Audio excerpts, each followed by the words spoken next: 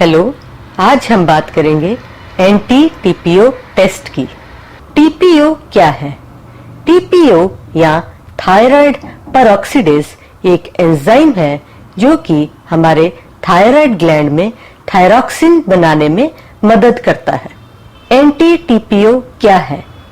Anti TPO abnormal antibodies हैं जो कि पेशेंट की बॉडी में बनती हैं।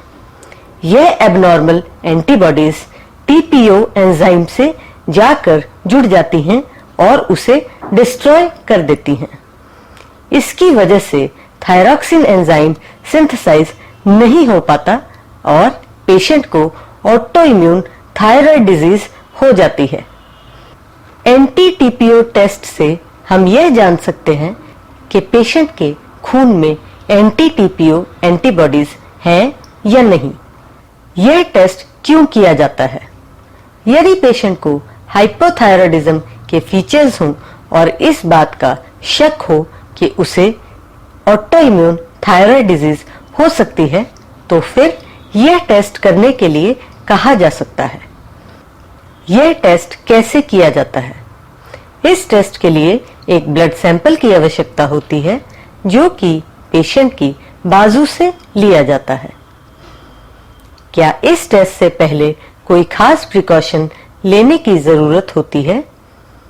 इस टेस्ट से पहले ओवरनाइट फास्टिंग करने के अलावा यह अनिवार्य है कि पेशेंट कम से कम 12 घंटे पहले से कोई भी विटामिन सप्लीमेंट ना ले। इसके अलावा यदि पेशेंट कोई और दवा भी ले रहा हो तो उसे बंद करने से पहले उसे डॉक्टर से एक बार पूछ लेना चाहिए, क्योंकि हो सकता है उसे वह दवाई भी बंद करनी पड़े। इस टेस्ट के लिए नॉर्मल वैल्यूज क्या है? एक नॉर्मल पेशेंट के लिए इस टेस्ट के वैल्यूज 9 इंटरनेशनल यूनिट्स पर मिलीलीटर ऑफ ब्लड से कम रहने चाहिए।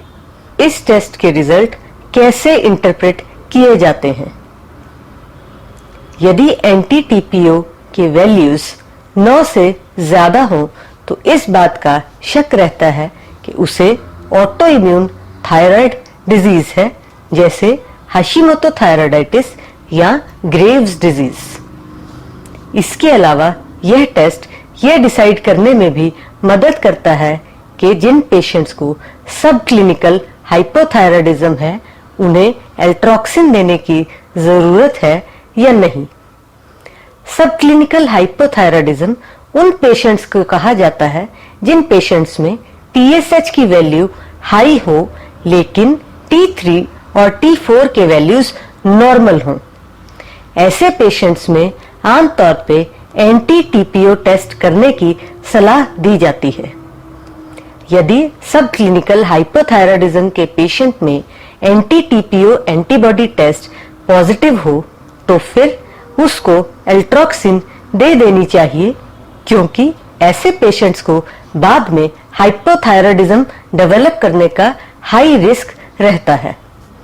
दूसरी तरफ सब क्लिनिकल हाइपोथायरायडिज्म के पेशेंट्स जिनमें एंटी टीपीओ एंटीबॉडी नेगेटिव हो उनका केवल बार-बार थायराइड मॉनिटरिंग करना ही सफिशिएंट होता है।